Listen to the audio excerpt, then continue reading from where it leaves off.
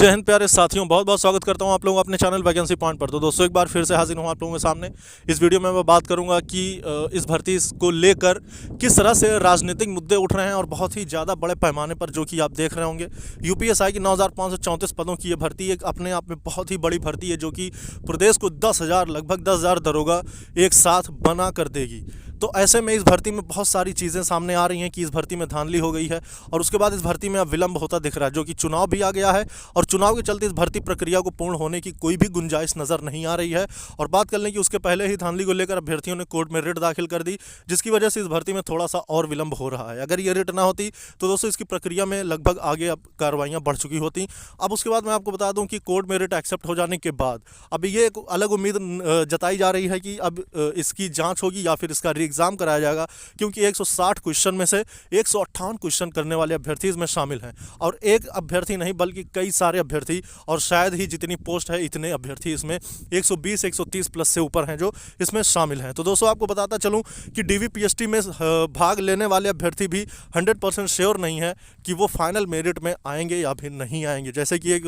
Notice भी viral हुई है कि 20,000 अभ्यर्थियों को मौका मिलेगा डीवीपीएसटी में। उसके बाद क्या उन अभ्यर्थियों को मौका मिलेगा जो कि 100, 105, 110 नंबर तक के हासिल करके नंबर इस भर्ती में शामिल हैं। तो दोस्तों आपको एक बात और मैं बताता चलूं कि ये सारी की सारी चीज़ें वर्तमान सरकार यानी जो योगी आदित्यनाथ की सरकार है, इसने ये चीज़ निर्धारित कर रखी है। लेकिन अखिलेश यादव का ये कहना है कि अभ्यर्थियों को 5 गुना बुलाए जाने की परंपरा रही है। उसके पहले से जब भर्तियाँ होती थी तो अभ्यर्थियों को 5 गुना मौका दिया जाता था। अब उसके साथ ही साथ मैं बता दूँ कि 5 गुना अभ्यर्थियों को फिजिकल में भाग दिया जाएगा और उसके साथ ही साथ इस भर्ती में पहले बात तो निष्पक्ष तौर पर इसकी जाँच करके इसमें धांधली पाए जाने पर री एग्ज़ाम कराया जाएगा। आपने दोस्तों देखा ही होगा, पहले ही कई सारे इंटरव्यू में इस बारे में मुद्दे उठ चुके हैं और उसके बाद अखिलेश यादव का साफ साफ बयान आया है।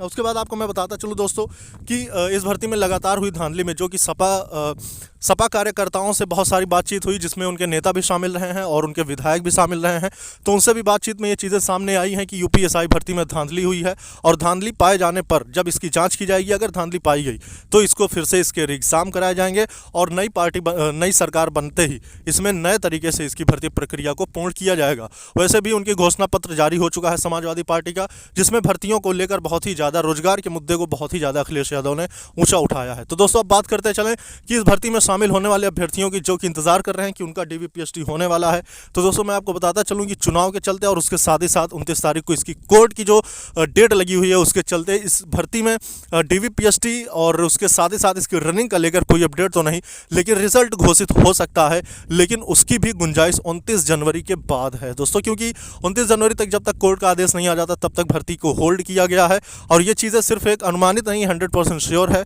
कि उस भर्ती में अभी जल्द से जल्द, यानी कि जो कि आज आप देख रहे होंगे 24 तारीख है और 24 तारीख तक अभी तक कोई अपडेट नहीं निकल के आ रही है। जबकि लगातार मैं इस भर्ती के सारी की सारी अपडेट का लेकर मैं जागरूक हूं और आपको अपडेट देता रहा हूं। और ये चीज़ें अब सामने आ रही हैं कि अखिलेश यादव ने इस चीज़ का बयान दिया है और इस बयान में ये चीज़ें साफ हैं कि अगर 10 मार्च को सरकार बनती है तो इसको नए तरीके से और उसके बाद निष्पक्ष तौर पर इस भर्ती को पूर्ण किया जाएगा, जिसमें उन अभ्यर्थियों के साथ कोई भी घपलेबाजी यानी धांधलीबाजी नहीं की जा सकेगी, जो कि पढ़ लिख कर इस भर्ती में शामिल होना चाहता है और वो अपने दम पर इस भर्ती में अपने आप को कामयाबी दे सकता है। तो दोस्तों इस